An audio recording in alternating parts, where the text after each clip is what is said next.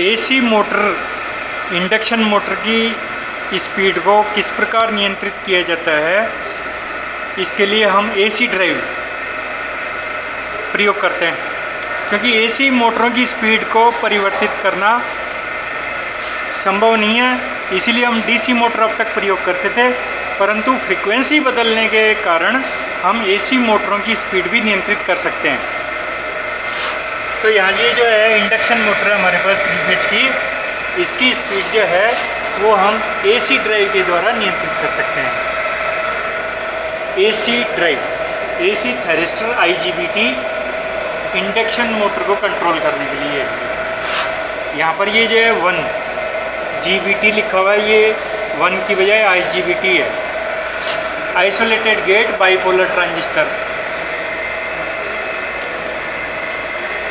इसमें जो है 3 फेज की इनपुट यहाँ से दी जाती है और 3 फेज की आउटपुट यहाँ से प्राप्त होती है।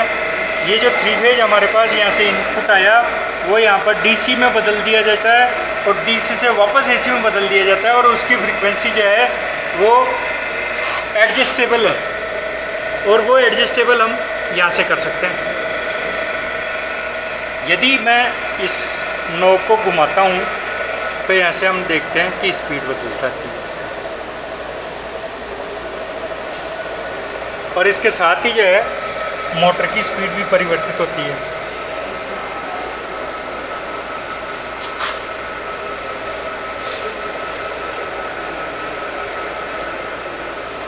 मोटर की स्पीड नियंत्रित की जा सकती है इससे। अभी मोटर धीरे घूम रही है, 684 RPM पर चल रही है। जब इस नॉब को बढ़ा देते हैं हम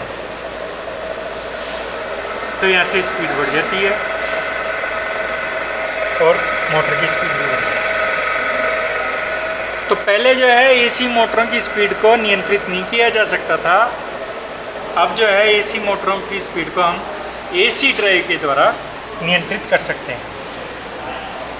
यहाँ हम एसी मोटर की स्पीड को नियंत्रित कर सकते हैं, इसे हम एसी ड्राइव कहते हैं।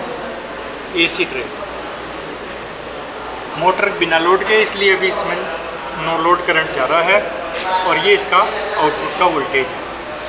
क्योंकि अभी लो फ्रीक्वेंसी दे रहे हैं हम यहाँ पर, इसलिए यहाँ पर जो है मीटर वाइब्रेट करता हुआ दिखाई दे रहा है हमारे। पर जब हम इसकी फ्रीक्वेंसी बढ़ा देंगे तो इसका वाइब्रेशन धीरे धीरे कम हो जाएगा।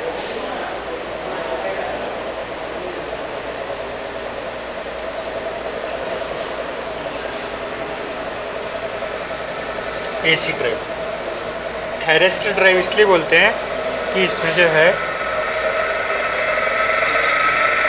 2 जंक्शन की डिवाइस को हम ट्रांजिस्टर बोलते हैं और 2 से ज़्यादा जंक्शन की डिवाइस को हम थैरिस्टर बोलते हैं। तो इसमें जो है SCR और ट्रैक इत्यादि काम में लेते हैं हम।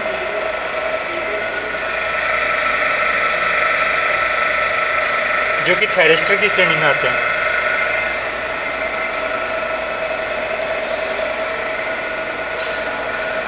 AC drive